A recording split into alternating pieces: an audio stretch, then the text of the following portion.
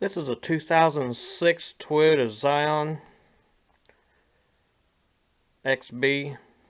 It has a problem with the power steering leaking, and I've tracked it down to the seal on the rack, so it's going to get a new rack put in it. I went ahead and taken the wheels off of it, both sides.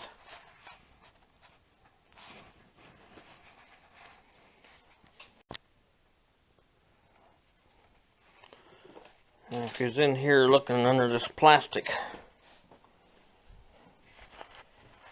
covering the steering column shaft as it passes through the floor, and go ahead and take this rubber boot loose. It's got a snap on this side and a hook on that side, and just push it on down through there. Just get it out where it's loose. Go ahead and take this 12mm bolt loose.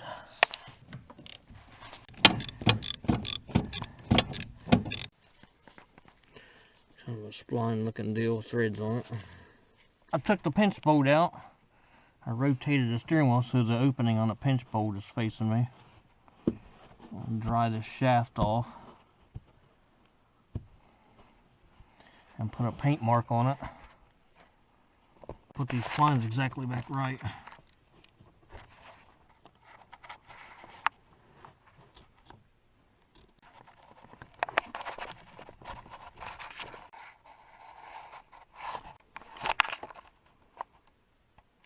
One of the most important things, if you haven't done it already, is to point the steering wheel straight ahead.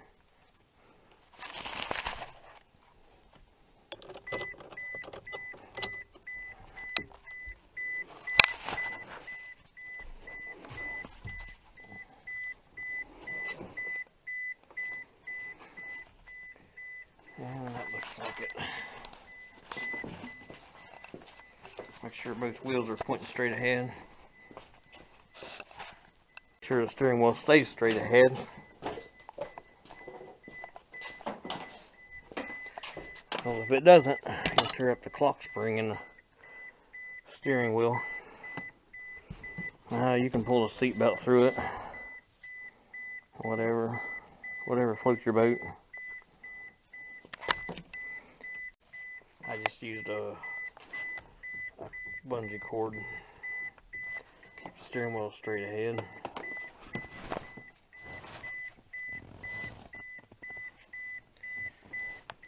Go ahead and slide your seat back. You're going to need a little bit of room to work in there. With the steering wheel straight ahead, looks like the pinch bolt is, the head of it would be facing the gas pedal linkage. See if it's loose yet. Okay, that's about it for inside here. I've got the vehicle raised up and the wheels off of it. I've got it sitting on jack stands back on this sub body reinforcement for the frame to hook onto. I just leave plenty of room. Nothing on the frame or these braces going to the frame from the body. And while you're in here, check your tie rod ends for any movement. See if there's any give on these joints. Both sides. I'm going to start this endeavor off with taking this quarter pin loose on this tie rod end, bending it open and getting it out of the way. Make sure your steering wheel's straight ahead before you start this project, or you're going to cause damage to the guts and the steering column.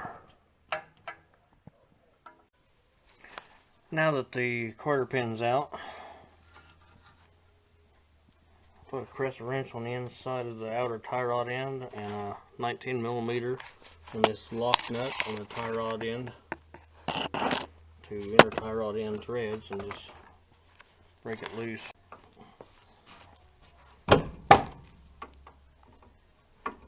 That's all you need to do.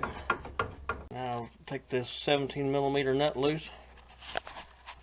I'm leaving the nut flush with the surface of the threads just in case that tie rod end is too little to take being pushed out. Now I'm going to stick just a cheap tie rod separator on there, one that doesn't tear it up. Got it mounted on there.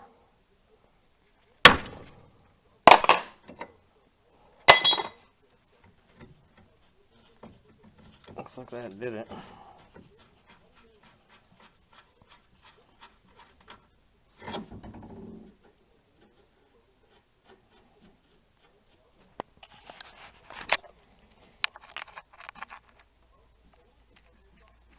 Little tiny bit of play on the inner tie rod end.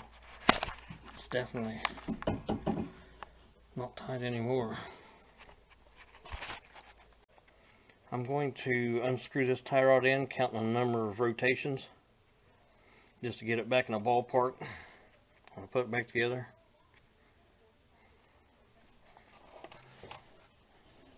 One, two, three, four.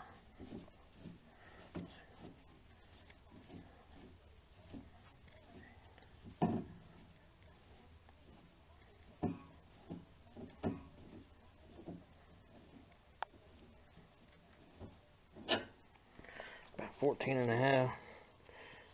I'll take a marking pen and write that on the side of this.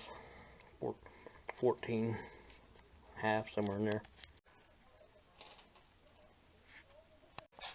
Go around the passenger side, do the same thing. I'm going to be taking the driver's side bowl joint loose. I need to get this clip off first. Pay attention to its orientation.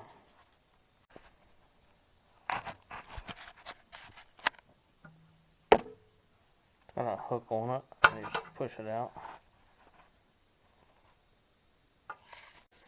The nut on top is a 19mm. This is a way to break these ball joints loose if you don't got the stuff. I just turned the nut upside down, screwed it back down on part way, and drew a chisel between it and the drive axle. Be sure you don't get into the ABS teeth, but that broke it loose. So I was shooting for a broken loose, but not broken.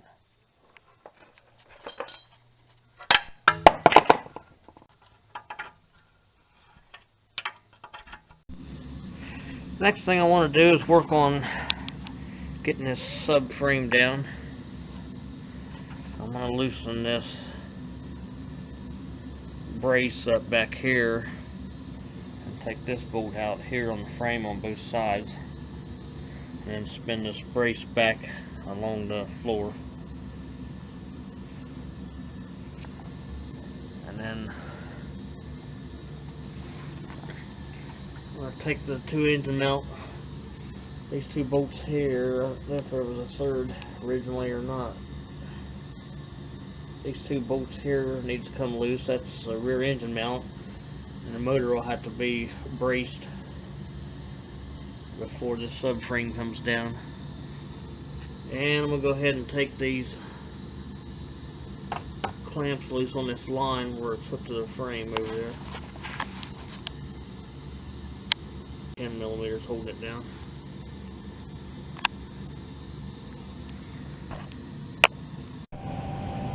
These brace bolts are 14mm.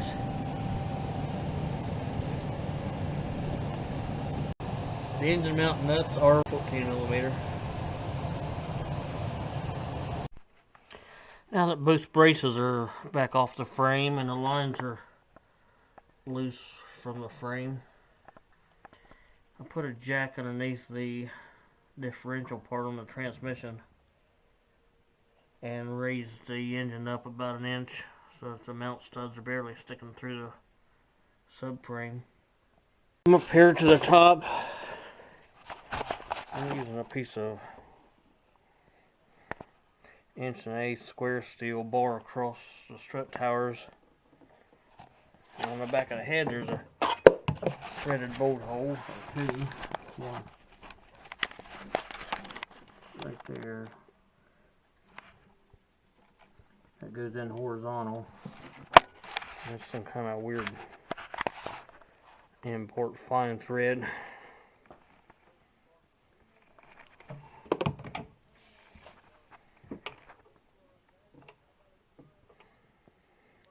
But I'm going to tie a chain to that and wrap around this bar to hold the back of the motor up. You could set it on a jack stand. It'll be out of the way from the frame. Put a space underneath the engine mount, let it down, then set a jack stand under it, and then when you let the frame down, it'll set on the jack stand. Use a block of wood or something between it.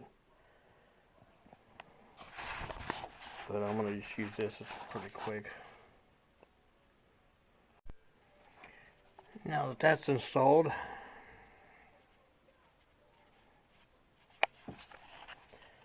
should hold the motor up pretty good.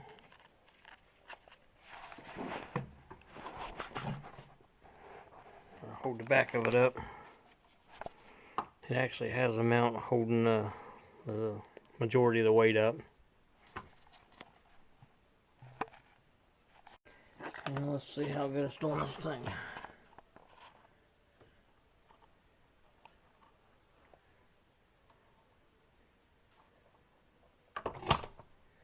Yep. I'm going to leave the jack under here to hold the subframe up while I ease it down and get to some of these lines and various other parts. I've got the jack underneath the center of the subframe, keeping weight up against it. I'll take these 4 corner cradle bolts loose.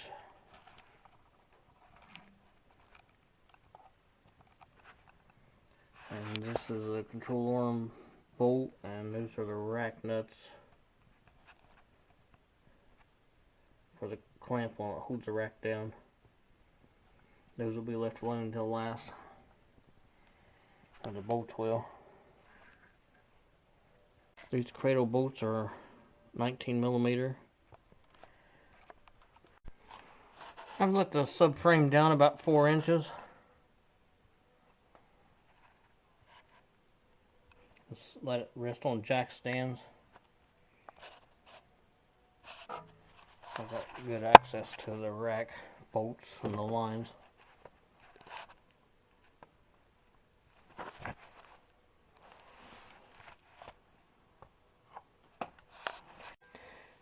Be sure when you first start letting the subframe down about 1 inch to go up inside the vehicle and help that coupling slide off of this stub shaft on the rack,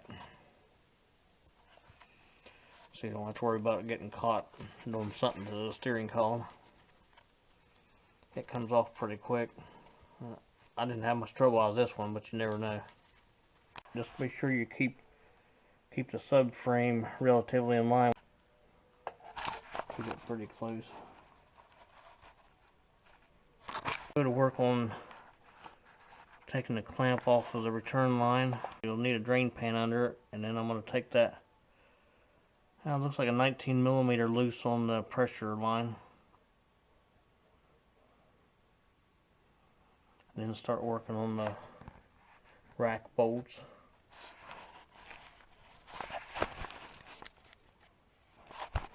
I'm going to spray some penetrating oil on these threads down here. Went ahead and slipped that rubber boot off of the stub shaft. And I just left I took the return line clamp and slid it back, and I'm just turning the return line fitting in the rack. Be sure and keep with a stubby wrench, be sure and keep dirt out of all these fittings. It'll make a bad day out of it.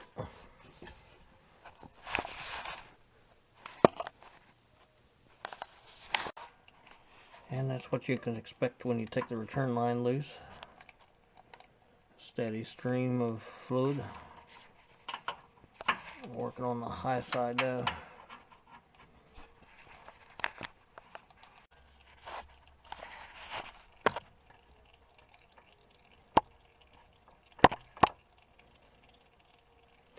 And that's the side fitting. And there's the lines.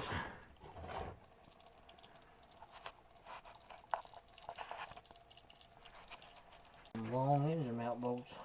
To work on the rack bolts, they're 14 millimeter.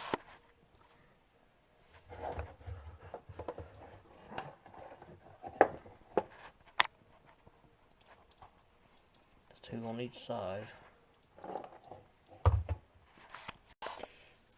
These bottom rack nuts are 17 millimeter, and the bolt heads on top of the rack are 14 millimeter. I just held the top of them with a wrench and hit the bottom ones with an impact. It appears the studs are stuck in the bushings.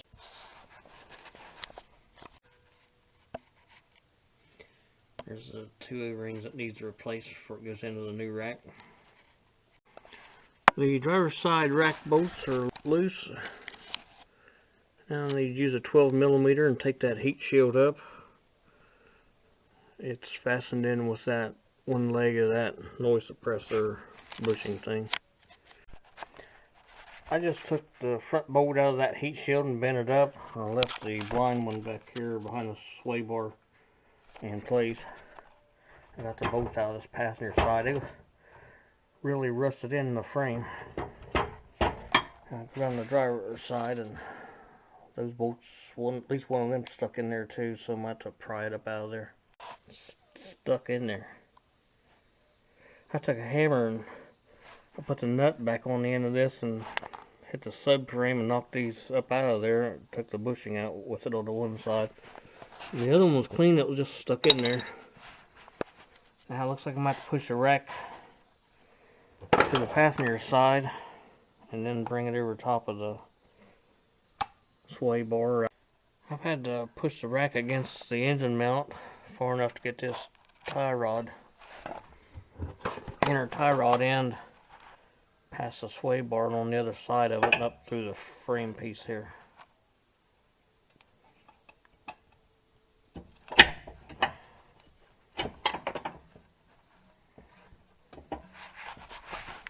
It's on its way out. Got the frame about a foot off the ground, I guess. Once it rigs up. I had to push the strut forward a little bit to clear that stub shaft. Be sure and keep your axle pushed in if you're moving any of this strut stuff.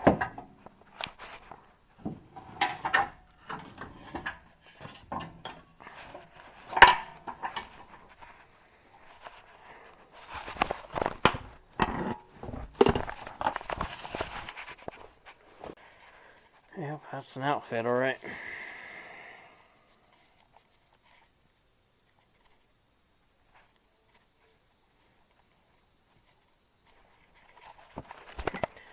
I'm going to have to reuse this rubber bushing. Watch its direction of orientation.